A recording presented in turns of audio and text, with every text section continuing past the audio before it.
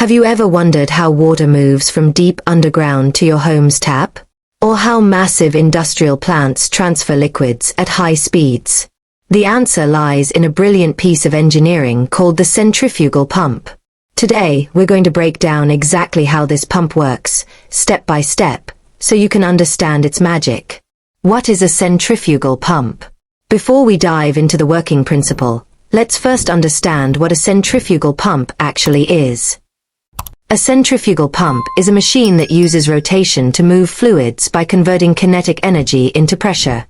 It's one of the most common pumps in the world, used in water supply, oil refineries, power plants, and even your car's cooling system. Unlike positive displacement pumps, which trap and push fluid, centrifugal pumps fling liquid outward using an impeller, making them perfect for high-flow, low-pressure applications. Let's systematically examine the key components of a centrifugal pump to build a strong technical foundation. Understanding these parts is essential for proper operation, maintenance, and troubleshooting. The heart of the pump is the impeller, a precision-engineered rotating component featuring carefully designed curved vanes. This critical element converts mechanical energy into fluid energy through centrifugal force. The impeller's vane geometry directly impacts pump performance characteristics, including flow rate and pressure generation. Encasing the impeller is the volute casing, a specially shaped housing that serves two vital functions. First, it contains the rotating assembly for safety. More importantly, its gradually expanding cross-sectional area efficiently converts high-velocity kinetic energy into usable pressure energy through controlled deceleration of the fluid stream. Power transmission is handled by the shaft, a high-strength rotating member that must maintain precise alignment while withstanding torsional and bending stresses. The shaft connects the drive motor to the impeller, requiring careful material selection and machining to prevent deflection or failure under operational loads. The suction pipe serves as the pump's intake pathway, designed to minimize flow restrictions and pressure losses. Its diameter and configuration significantly affect net positive suction head available, NPS-HA, a critical parameter in preventing cavitation. On the discharge side, the delivery pipe carries pressurized fluid to the system, with proper sizing essential for maintaining designed flow velocities. Supporting components include bearings that constrain shaft movement to the rotational axis while handling radial and axial loads. Mechanical seals or packing glands create controlled leakage paths at shaft penetrations, balancing operational efficiency with environmental and safety requirements. Both systems require regular maintenance to ensure proper lubrication and wear management. Each component must be properly specified, installed, and maintained to ensure reliable pump operation. In our next segment, we'll examine how these parts interact during the pumping process and discuss common failure modes for each. Now that we know what it is, let's see how it actually works. Gearb detailed working principle, step by step. Keycap 1 priming. The first crucial step. Before the pump can even start working, there's an important step called priming. The pump and suction pipe must be filled with liquid before operation. Why? Because air is compressible, but liquids aren't, so if air is inside, the pump won't create enough suction. If priming isn't done, cavitation, dangerous bubble formation, can occur, damaging the impeller. Once the pump is primed, the real action begins. Keycap 2 impeller rotation. Where the magic happens.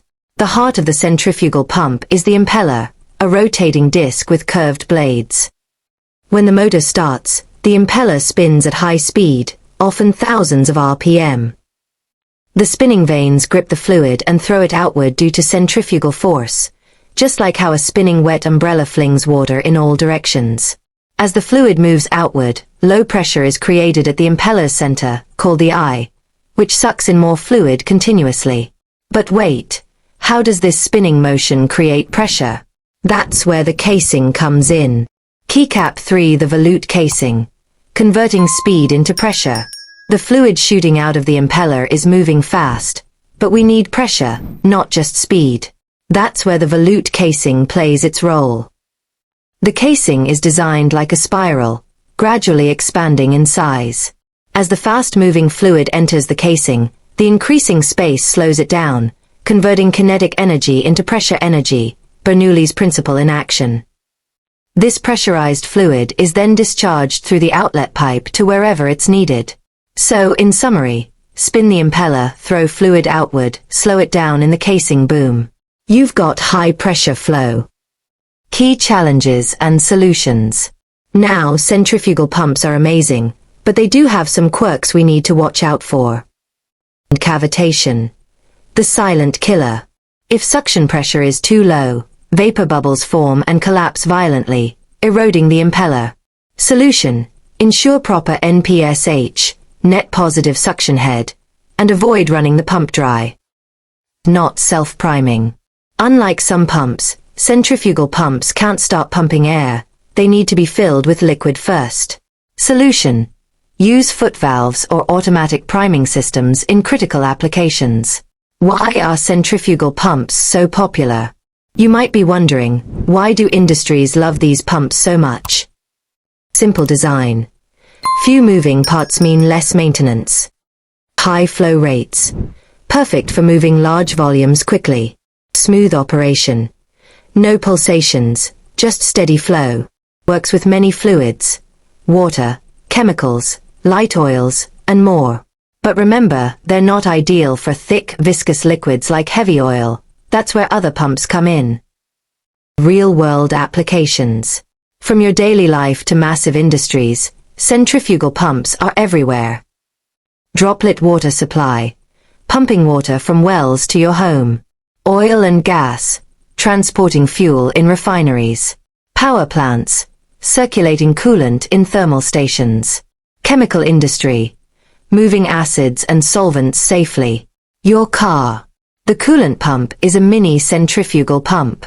Thank you for watching. If you found this helpful, please give it a thumbs up, share it with others, and subscribe for more content. Your support means a lot. See you in the next video.